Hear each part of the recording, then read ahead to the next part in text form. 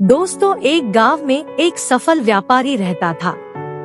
उसके पास एक अच्छी बड़ी दुकान थी और आमदनी भी इतनी थी, गांव में सबसे ज्यादा अमीर वही था। हर आदमी उससे अच्छे से बात करता और वह लोगों की बहुत मदद भी करता। वह दिन रात मेहनत और बाकी समय में पूजा पाठ भी करता कि बहुत इज्जत करते थे। पर उस व्यापारी की एक बुरी आदत थी। वह जल्दी गुस्से में आकर लोगों से बुरा भला कह देता था, जिससे गांव के बहुत से लोग उससे नाराज रहते। और जब वह नाराज लोगों को मनाने जाता और वो लोग नहीं मानते तो उसको और गुस्सा आता और वह और बुरा भला कह देता और फिर बाद में व्यापारी को बहुत बुरा लगता। एक बार गांव में एक बहुत ज्ञानी संत आए। कुछ ही दिनों में दूर दूर तक उनके ज्ञान के चर्चे होने लगे।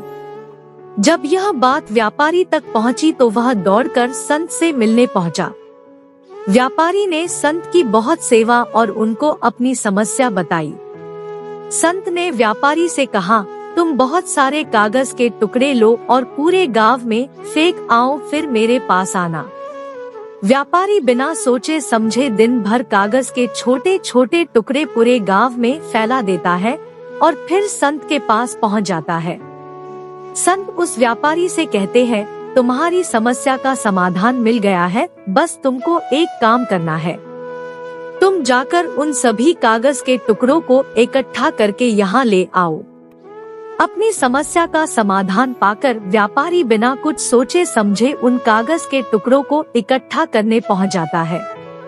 बहुत देर तक कोशिश करने के बाद व्यापारी को यह समझ आता है, यह काम तो करना नामुमकिन है। सीख देने वाली कहानी। वह दौड़कर संत के पास जाता है, कहता, आपने काम दिया वो तो असंभव है, मैं चाहकर भी उसको पूरा नहीं कर सकता।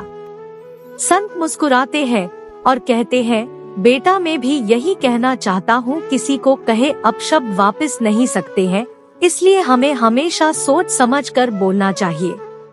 आज के बाद तुम यह बात अपने मन में अच्छे से बिठा लो, चाहे कुछ भी हो जाए तुमको किसी को अपशब्द नहीं बोलना है। संत से प्राप्त इस ज्ञान से व्यापारी की आंखें खुल जाती है और वह दोबारा जब भी किसी को गुस्से में कुछ बोलने वाला रहता है, उसको कागज के टुकड़ों का उदाहरण याद आ जाता है। शिक्षा इस कहानी से हमें यह सीखने मिलता है कि कितनी भी मुश्किल क्यों न आए, हमें किसी को अपशब्द नहीं बोलने चाहिए, क्योंकि अपशब्द से हुए नुकसान की भरपाई करना संभव नहीं है। गलत शब्दों से किसी को ठेस नहीं पहुंचाना चाहिए।